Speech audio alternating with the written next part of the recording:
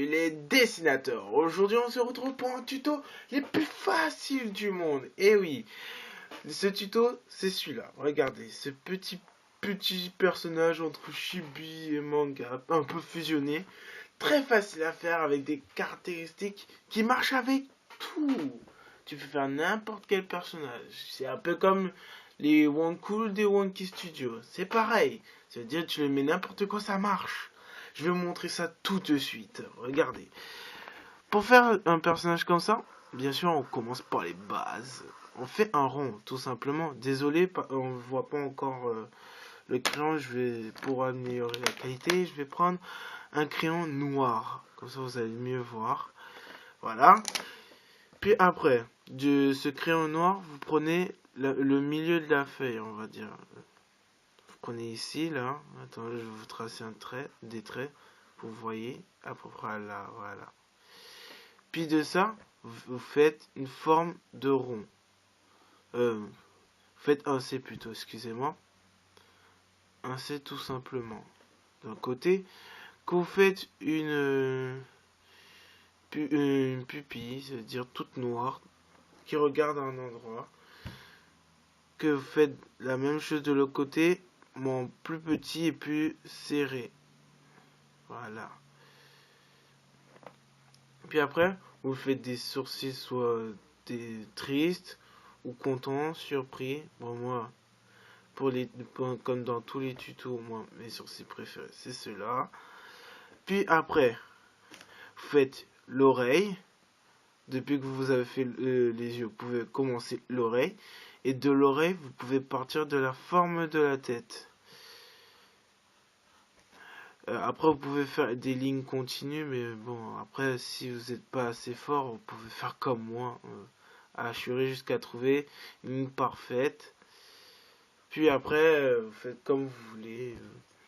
Vous faites la coupe que vous voulez. Bon, je vais vous montrer. Donc, vous faites un coup au personnage. Du coup, vous faites des vêtements, on va dire, qui portent un pull. Voilà. Et puis on fait les traits pour faire le pull. Rappelez-vous que le pull il part toujours de derrière. Il faut qu'on le voit, sinon c'est pas très réaliste. Même si c'est on va dire c'est un chibi, mais il faut que ça ait l'air un peu réaliste. Voilà. On fait ça comme ça. Comme ça, on fait descendre ça comme ça. Voilà. Puis après on refait monter. On fait des petits plis qui partent en 3 en mode étoile. On refait monter un. Hop. Petit pli ici. Puis après vous faites la coupe que vous voulez. Ce que vous voulez. Après vous faites une bouche comme ça. Après ça peut changer. Hein. Après vous faites des traits à l'intérieur. Vous pouvez faire n'importe quel trait, ça marchera. Après c'est libre à vous et votre style de faire. Puis après pour moi, pour partir une base de coupe de cheveux, moi je pars d'un point. Puis après je fais des traits plutôt fins qui n'ont jamais la même taille. Rappelez-vous de ça. Il faut jamais que ça ait la même taille. Jamais, jamais. Il faut que ça soit varié. Et voilà. Et après, vous faites les coupes que vous voulez. Et voilà. Après, vous pouvez rajouter des bulles en mode salut, toi. Yo. Yo, ça va? Bon, excusez-moi pour la façon d'écrire ça va. Je sais que c'est dit AVA. Voilà. Mais moi, c'est pour écrire. Après, vous faites une autre bulle. Voilà.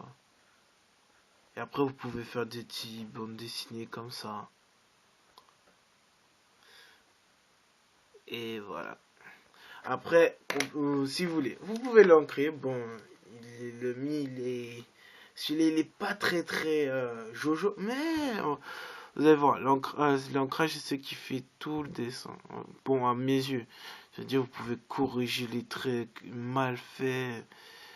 Par exemple, là, j'ai fait le nez trop haut, donc je le déplace, je le mets là. Tout d'un coup, ça fait mieux. La bouche, je l'aime pas trop. Hop, là. Après, je peux faire comme ça dedans les dents. Et tout d'un coup, ça change tout le dessin. La coupe, aussi, est assez chelou, donc je la corrige un peu. Voilà. Voilà pourquoi il faut dessiner avec des crayons plutôt qui se voient pas. Parce que moi, si vous faites des fautes, ça se voit pas, et à l'ancrage, vous supprimez ça et vous êtes bien. Voilà. Faites ça, vous ancrez, faites le petit truc, hop, hop, voilà. Après, l'ancrage n'est pas obligé d'être super professionnel, mais essayez de pas trop trembler, c'est le but d'un ancrage, d'être ça. Il faut que ça soit le plus lisse possible. Comme ça personne pourra vous dire ouais, tu fais plusieurs hachures. Et surtout, ne pas faire des hachures. Les hachures, quand vous ancrez, c'est très moche. Toujours faire des traits continus. C'est obligatoire. On peut pas faire autrement. Si vous faites des hachures, c'est moche. Ça rendra super moche. À moins que vous faites des hachures comme ça, pour donner des ombres. Mais sinon, et même là, je fais pas des hachures, je fais des lignes continues qui font des petits éclairs en continu comme ça. Voilà. C'est pas des hachures. Mais c'est ça. Donc voilà. Ça, lui là, c'est pour vous donner un exemple. Lui, c'est un exemple à vous donner.